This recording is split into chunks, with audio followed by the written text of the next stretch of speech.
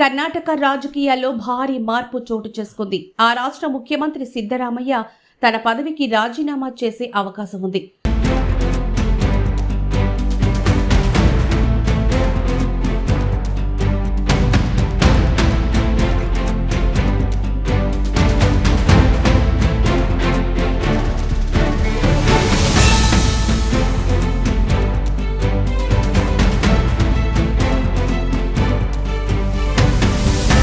కాంగ్రెస్ అధిష్టానం రాష్ట్ర పగ్గాలను deputy CM DK శివకుమార్కు అప్పగిస్తారని తెలుస్తోంది. అయితే ఈ అధికారిక మార్పు ఎప్పుడు జరుగుతుంది అనే దానిపై కొంత అనిశ్చితి నెలకొంది. గవర్నర్ ధావర్చంద్ గెహ్లాట్ కుటుంబ అత్యవసర పరిస్థితి కారణంగా బుధవారం రాత్రి 10:30 గంటల ప్రాంతంలో బెంగళూరు నుంచి ఇండోర్కు బయలుదేరి వెళ్లారు. ఆయన తిరిగి వచ్చే విమాన టికెట్లు ఇంకా బుక్ కాలేదని సమాచారం.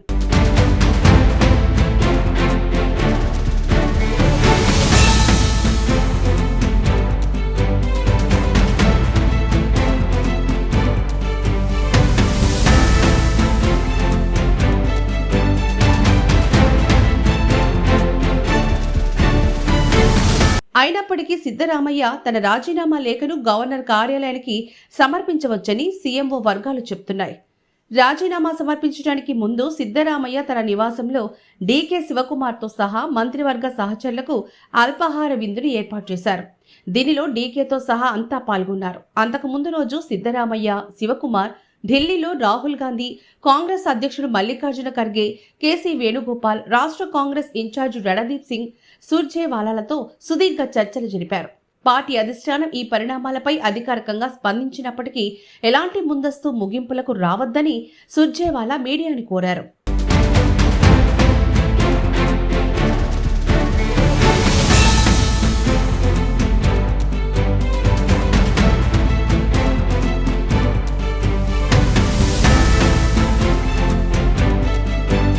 అధిష్టానం నుంచి వచ్చిన ప్రత్యక్ష సందేశం మేరకే సిద్ధరామయ్య పదవిని వదులుకోవడానికి అంగీకరించినట్లుగా ప్రచారం సాగుతోంది. ఆయనకు జాతీయ రాజకీయాల్లో పెద్దపీట వేస్తూ రాజ్యసభ సీటును కూడా ఆఫర్ చేస్తున్నట్లు తెలుస్తోంది. అయితే సిద్ధరామయ్య దానికి నో చెప్పినట్లు తన సన్నిహితులు చెబుతున్నారు. సీనియర్ ఎమ్మెల్యే ఆర్వి దేశపాండే కూడా సిద్ధరామయ్య రాజీనామా నిర్ణయాన్ని ధృవీకరించారు. పార్టీ అధిష్టానానికి ఇచ్చిన మాటను నిలబెట్టుకుంటానని సిద్ధరామయ్య తనకు చెప్పినట్లు దేశపాండే తెలపడం మార్పు అనివార్యమని స్పష్టమవుతోంది.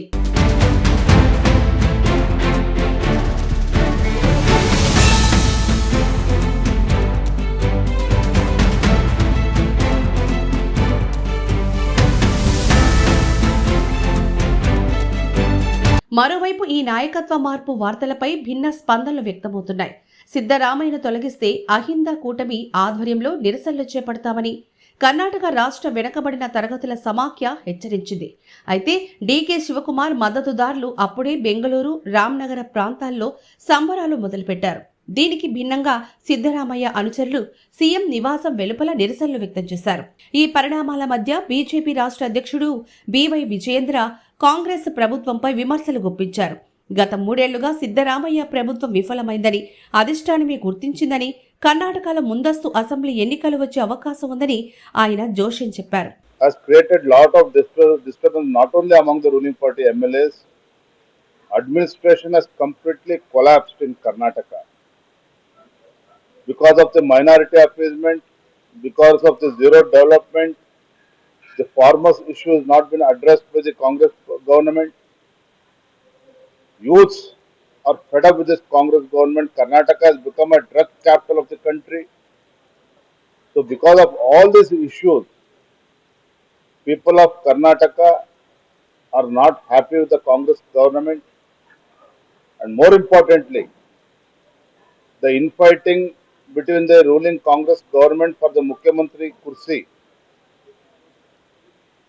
is costing Karnataka's development.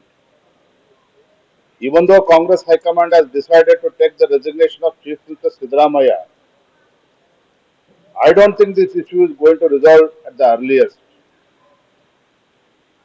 Till date, Siddaramaiah has not sought the appointment of the governor. D.K. Shivakumar, who was supposed to come from Delhi yesterday morning itself, landed last night. Senior leaders within the Congress party Some leaders want Parmeshwar, some leaders want DK Shivkumar, and someone is talking about Mallikarjun Kharge. Of course, we are least bothered about who is going to become the chief minister.